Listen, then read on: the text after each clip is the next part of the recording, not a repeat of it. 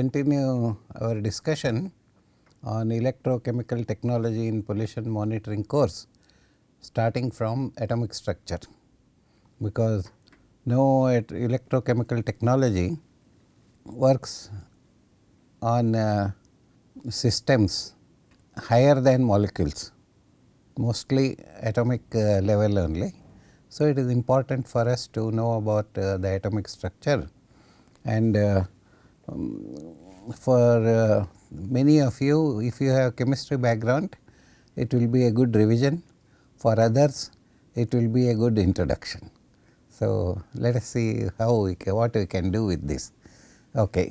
So, atom is not new to us at all. Atom in Hindu scriptures I have put here. First slide. Ancient Hindu scriptures recognize that matter is made up of tiny discrete particles known as Paramanu, Anu and Kana.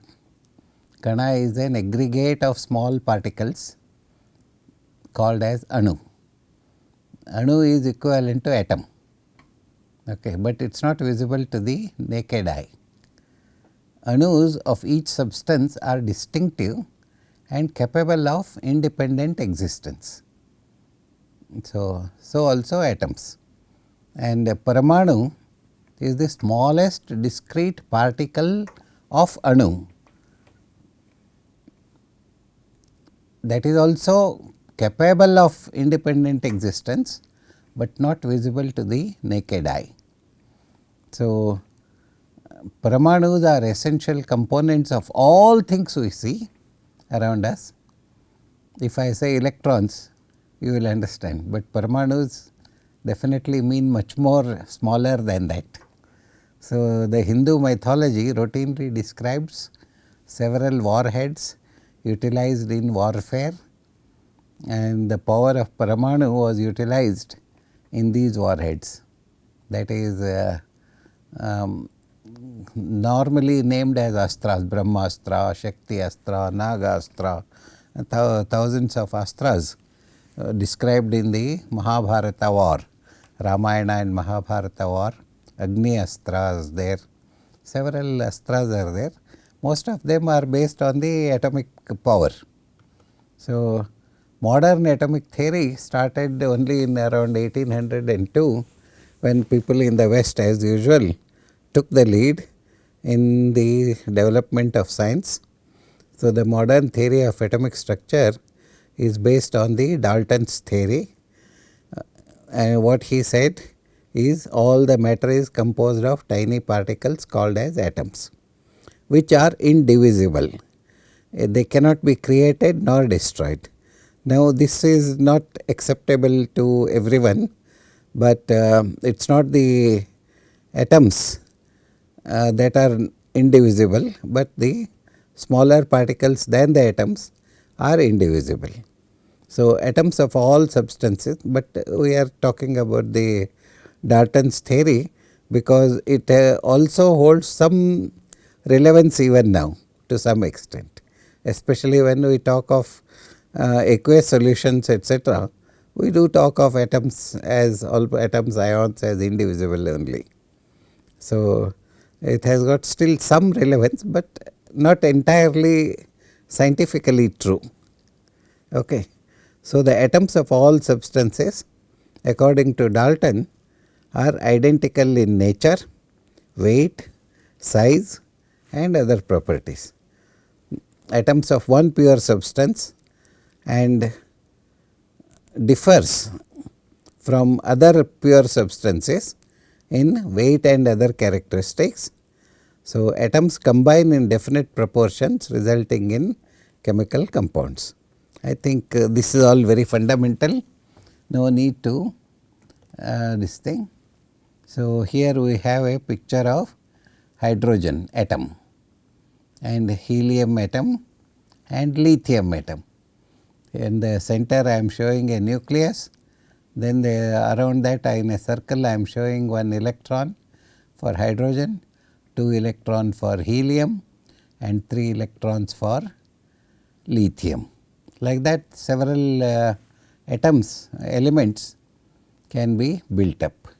So, subsequent developments in science led to the expansion of atomic theory and experimental data generated by a number of workers, and these workers include fantastic scientists like Michael Faraday, Rutherford and other peers, and with the discovery of electrons, X-rays,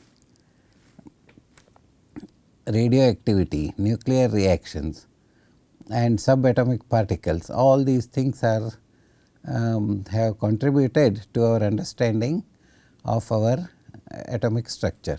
Probably in the previous slide, I did not show you that the electrons are supposed to be moving around the hydrogen atom now. So, they are all moving in a circular motion.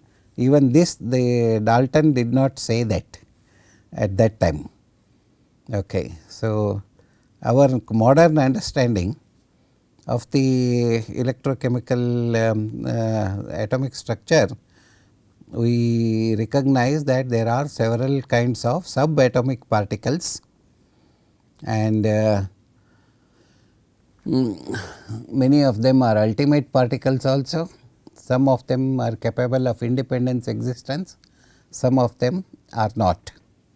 So, that means they may be in existence momentarily, but they outside the atom doubtful existence, inside the atom momentary existence. In cyclotrons and other nuclear reactors, there could be the formation of such particles, and among the stable particles we recognize electrons, protons and neutrons as having independent existence. Because they can be proved to be having independent existence, not because you can see them or handle them individually. So, this is Rutherford's atom on the left side. What I have here? I have a nucleus and then electrons are around it and they are going round and round. This is the positive charge, the electrons carry negative charge.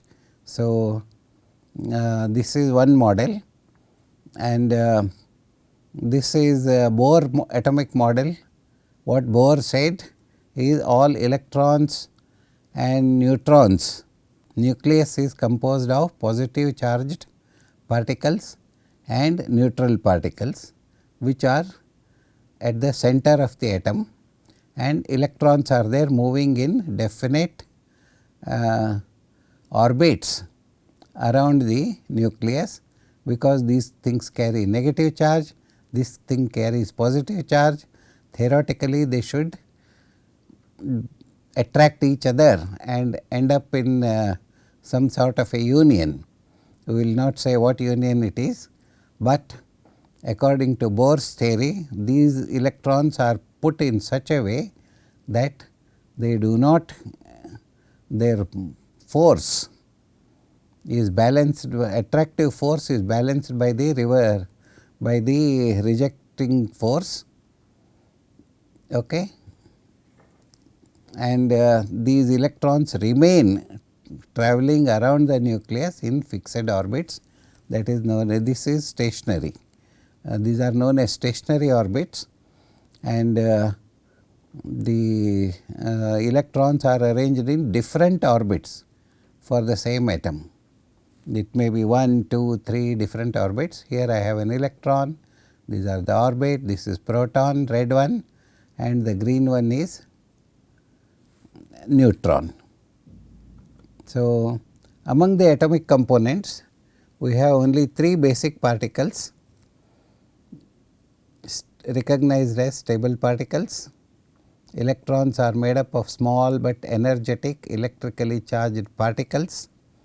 Their existence was proved by Sir J.J. Thomson, and electrons are fundamental particles of all substances. Basic theory, high school chemistry. I am not teaching you more than that right now. Okay. So, cathode rays impart negative charges to the objects in their paths and get deflected in applied electrostatic and magnetic field. This is how J. Thomson was able to prove the existence of electrons. What he did was he allowed the radiation to fall on the metals, and then the photons generated will cause a dent on the screen, phosphor. These particles were named as electrons, and Thomson evaluated the ratio of the charge to the mass, okay, that is known as E by m. It is here I have put here for the electron from different sources of different metals. The sources means different metals he put, and he showed them to be identical, having a charge of 4.8029 into 10 raised to 10 and an atomic mass of 0.0005486 atomic mass units, that is for the electron. So, de Broglie in 1925 advanced the theory that the electrons also possess wave properties, such a electron can move like this, not go in a straight line, and that is how they were able to explain properties such as reflection and diffraction. This formed the theoretical basis of the extranuclear structure of the atoms. And now coming to we talk about the protons little bit.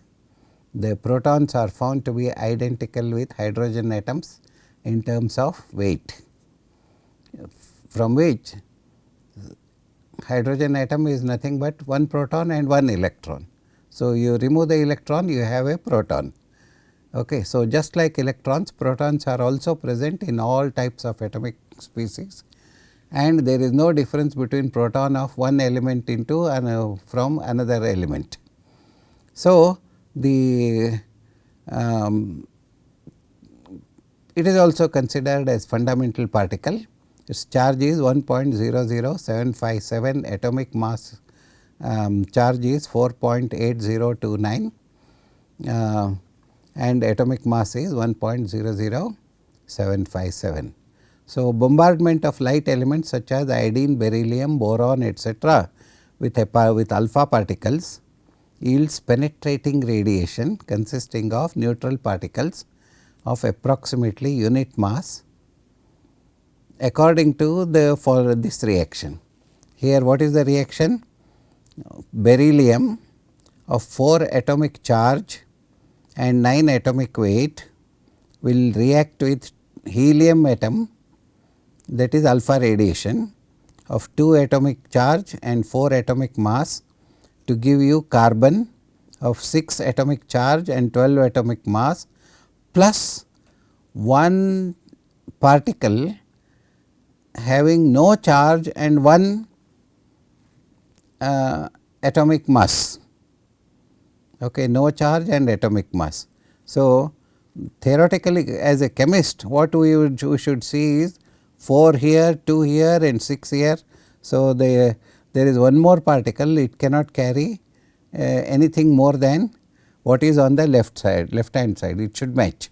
So, if there are 6 here, it is 0 here. Similarly, atomic mass we can compare, 9 plus 4 is 13 and 12 is here and 1 is neutron. So, theoretically existence of neutron was proven by such reactions, and the atomic mass of a neutron is 1.00757 atomic mass unit, but no charge, it has no charge. So, outside the nuclei neutrons are unstable. Inside the nucleus, yes. Outside the nucleus you can't have it have a neutron hanging around here in this room or any other room. So, over the years existence of number of unstable particles has been proved.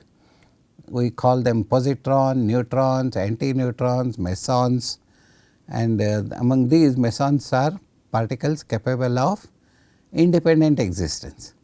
However, such particles are generated only under certain conditions, they cannot be generated so easily. So, further composite particles of hydrogen known as deuteron, it is a isotope. So, neutron, it has 2 neutrons and 1 proton, 1 proton and 1 neutron, and doubly charged helium nucleus is known as alpha radiation.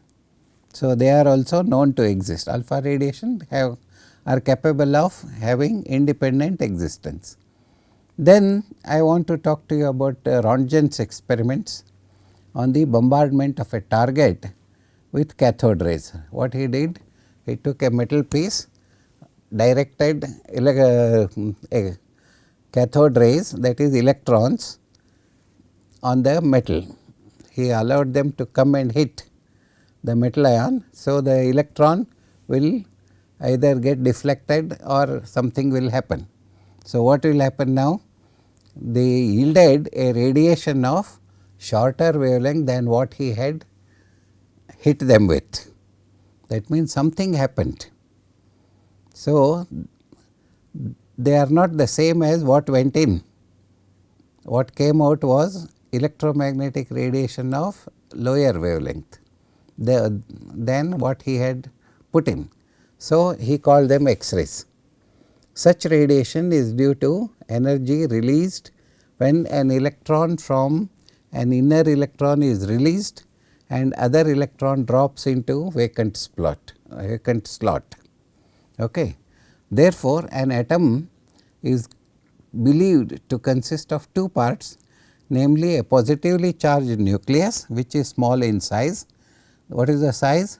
It is about 10 raised to minus 12 centimeter, and it is comparatively heavy. And an extranuclear arrangement of electrons are there, loosely arranged around the nucleus in a space of about 10 raised to minus 8 centimeter. Okay. That means, the space in which electrons are organized around the nucleus is 10,000 times. This is 10 raised to minus 8, this is 10 raised to minus 12. So, 10,000 times 10 raised to 3, 10 raised to 4. Okay. So, 10,000 times extra space in which electrons are there around the nucleus of 10 raised to minus 12 centimeter size, and the electrons are there all around. So, they are diffuse in character. The nucleus governs the physical properties of the element, and the extranuclear structure is considered as responsible for the chemical properties of the element. So, basically nucleus gives the physical properties and the electrons give the chemical properties. So, alpha particle is used as a bombarding particle because it is easy, because neutron is a product of radioactive decay. Unstable particles and composite particles do not have any role in the ultimate composition of the matter. That was all history so far what I have told you. So, what is modern atomic theory? Modern atomic theory is not very different from what I have already told you, and it says modern atomic theory has a slightly highly mathematical character and several physical and chemical characteristics that can be derived from the current understanding of the atomic structure. In simplest terms, the structure of the atom is based on the Rutherford's theory only, that atom consists of a large portion of nucleus, and that also has protons and neutrons and populated by electrons revolving around it, and relatively stable nuclear mass is called as nucleus, that is composed of neutrons and positively charged protons. So, now we talk a little bit about the atomic nuclei. What is atomic nuclei? So, protons and neutrons constitute the weight of the element, that is the nucleus. So, the mass number is the whole number closest in magnitude to the actual weight of the element. So, that is what we call mass number, that is total number of protons and neutrons in any element. Since neutrons and protons differ by a unit charge, proton is having +1, neutron is having 0. So, the difference is 1 unit charge, and we can write something like this: a neutron, if I add one electron, if I remove one electron, it becomes proton. If I add so if I remove the electron from this thing, to the proton, if I add one electron, it becomes neutron. So, it is some sort of an equilibrium reaction. However, this equation represents a very simplified case. The small masses of electrons and positrons forbid their functioning independently in such reactions.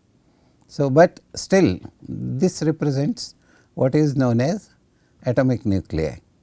So, neon contains 20 mass number, that means there are 20 numbers of protons and neutrons. Sometimes if you take neons, you will also get a mass number of 22. Since the chemical properties of both of them are exactly same, then we call them isotopes. So, neutrons are more in neon sometimes. So, there are some elements with 20 protons and some elements with 22 protons and neutrons, 20 protons and neutrons, some elements with 22. They are isotopes. That means they occupy the same place in the periodic table because they are chemically they are same, they are identical, and they differ only in the physical properties which are dependent upon the mass. So, elements of even atomic number are more abundant. This is a little bit of what you call fact. So, if you look at the table of isotopes, elements of even atomic number are more abundant and more stable. They are richer in isotopes than the elements of odd atomic numbers. So, except hydrogen and tritium, neutrons and protons tend to be equal in all elements. Generally, neutrons to proton ratios are around 1.2, but never exceed more than 1.6. So, nuclei with even number of neutrons are more abundant than those of the odd number of neutrons.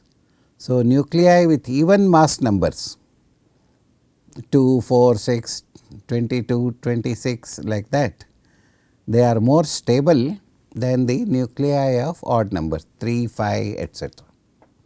So, this is a general rule, and early mass spectroscopic data of hydrogen indicated that its atomic weight is 1.007775.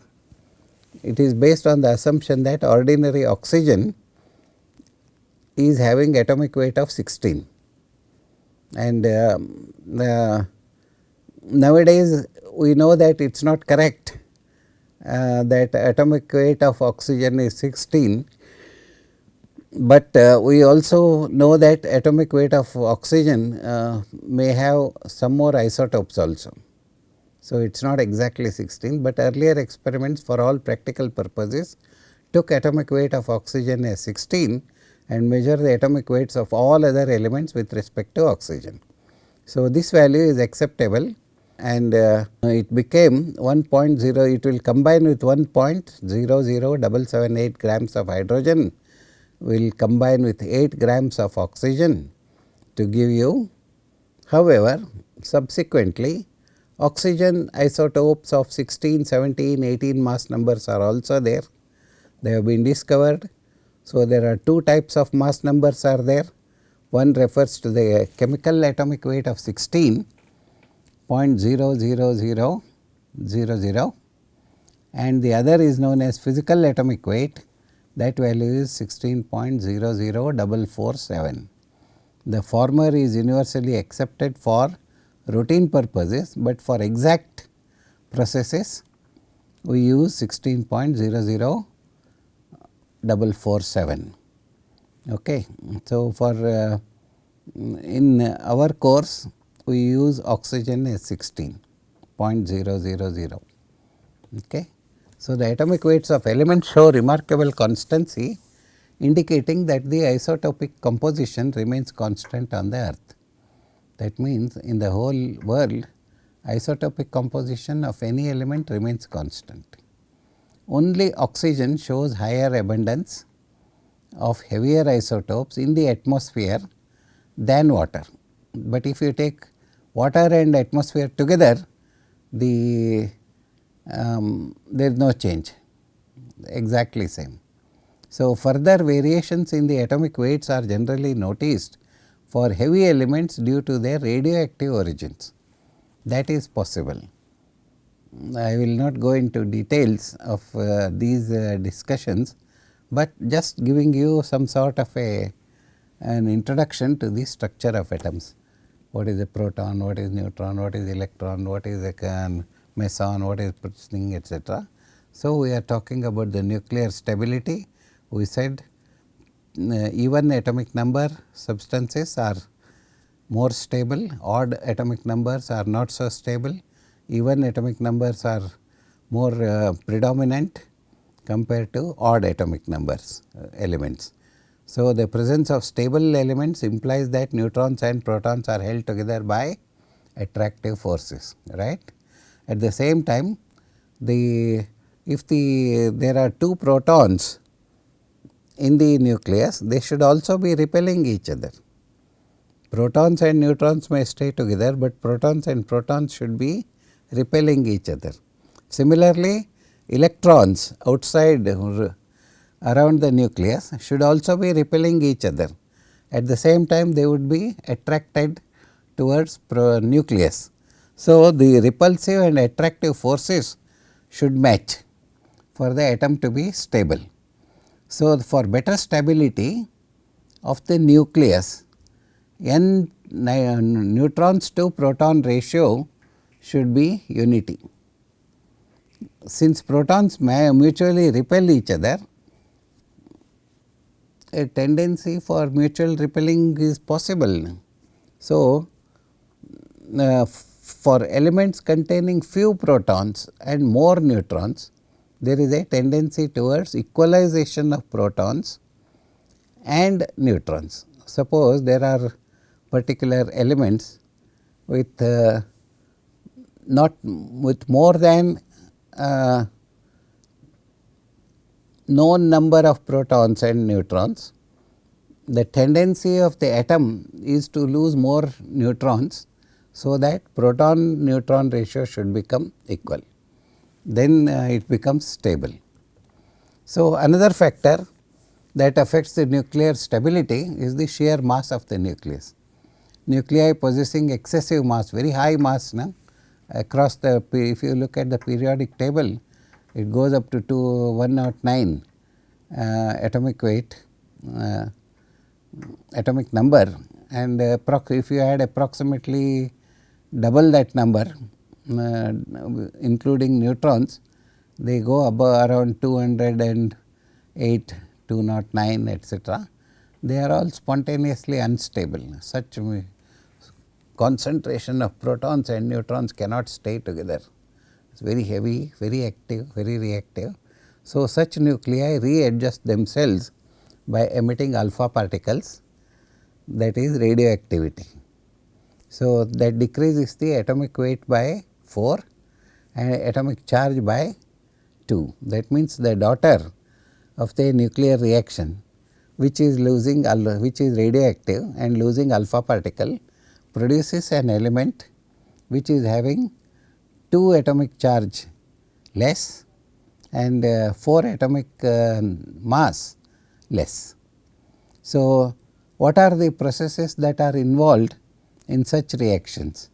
They are all remember, we are talking about the nuclear reactions, not the reactions what we think are happening in our laboratories. These are all these things happen in nuclear reactors or in the surface of the stars, where temperatures of million degrees are very common.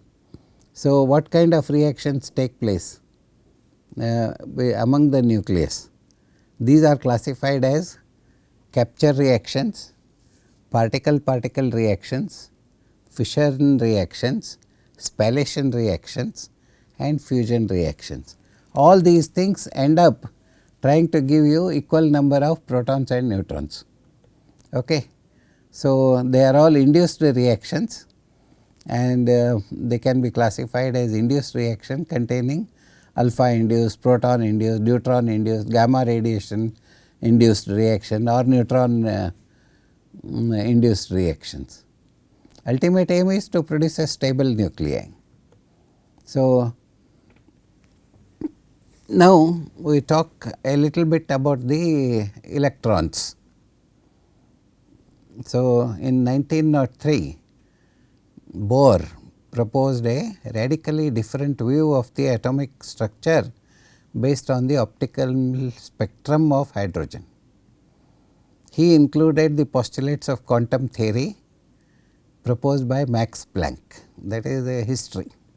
So, Bohr proposed that electron in a hydrogen atom is moving around the nucleus in a fixed orbit. So, it will not fall into the nucleus. Such orbits are named as stationary orbits, stationary states. It may be thought of various circle around the nucleus. I have already shown you that figure, and containing hydrogen, helium, lithium, etc. But the circles radius is different. For hydrogen, single electron is there. For helium, 2 electrons are there. For lithium, third orbit is added. So, the diameter of the third orbit would be different from the second one, helium, okay, second orbit. So, if a particle is moving in a circular motion in an orbit, it must have what is known as angular momentum. Okay. This angular momentum of each stationary state was an integral multiple of h by 2 pi. This is the quantum mechanics part coming in, which amounts to angular momentum. The angular momentum is given by n h by 2 pi, where n is a number integer called as quantum number. Okay. This is fairly simple to understand. He also postulated that as long as the electron remained in a given orbit, it neither radiates energy nor absorbs energy. When the electron moves from one orbit to another orbit, it was considered to involve absorption or emission of definite quantity of energy, depending upon whether the electron moved from the lower state to higher energy or vice versa. So, this kind of energy manifests as radiation, and the frequency of such radiation manifests as a spectral line, in which could be related to the energy of the electrons in two states, that is E1 and E2. You can call them anything, but two states we call it energy 1, energy 2 state, that is the orbit of the energies of the two orbits. Okay. So, if there are number of energy states, the electron can move from n is to from the first orbit to 2, 3, 4, 5, 6, 7 up to infinity. And if there is an electron in the second orbit, it can move to third, fourth, fifth, sixth, etc. It will not move to 1. Okay. And if there is an electron in the third orbit, it will be move to 4, 5, 6. Then fourth should be move from 5, 6, 7, etc. So, these are called different spectral lines appearing, and Lyman series says electron is there moving from 1 to 2, 3, 4, that is one series, that is known as Lyman series. And then we have Balmer series. This kind of spectral lines appear in the visible region. When n is equal to 2, electron is in the second orbit and it is moving to third, one spectral line, fourth another spectral line, fifth another spectral line, like that number of spectral lines will be visible, and they are known as Balmer series. And then we have Paschen series, Brackett series and Pfund series. All these spectral lines appear in different regions. One is in ultraviolet, one may be in visible region, one may be in Balmer series actually is in visible region. Lyman is in ultraviolet. These are all in near infrared like that. So, this is the supposed to be the origin of hydrogen spectrum. Suppose there are more electrons, then it is very difficult to attribute which electron. If there is only one electron, I can say it okay, n may be at 1, it may be at n maybe is equal to 2, from 1 to 2, 3, 4 it may move like that. But if there are more elements, suppose 10 electrons are there, then I cannot say which is which. So, the spectrum looks very complicated because you cannot identify which one is which. So, Bohr's theory could explain the spectra of hydrogen alone, but not other elements. It failed completely when applied to multiple electron systems. Further, it could not account for splitting of the optical lines. When spectroscopes of high resolving power, sometimes what happens is single line, normal condition it shows one single line, but in under magnetic field high resolving power it will show as a double line. Bohr's theory could not explain many of such phenomenon. So, this is the how the spectra originates. So, here you can see this is the first one, electron here n is equal to 1. So, 1 to 2, 2 to 1, 2 to 1, 3 to 1, 4 to 1, these are all Lyman series. This is Balmer series, they do not fall up to first orbit. N is equal to 3, here that is Paschen, Brackett series, Pfund series, like that there are different kinds of electronic spectra appearing for hydrogen. So, we will continue our studies on the electronic structure in our next class. That is we will basically what we have learned today is the structure of the atom and a little bit of theory about the understanding the chemistry of the atoms. Thank you very much. We will meet again in the next class.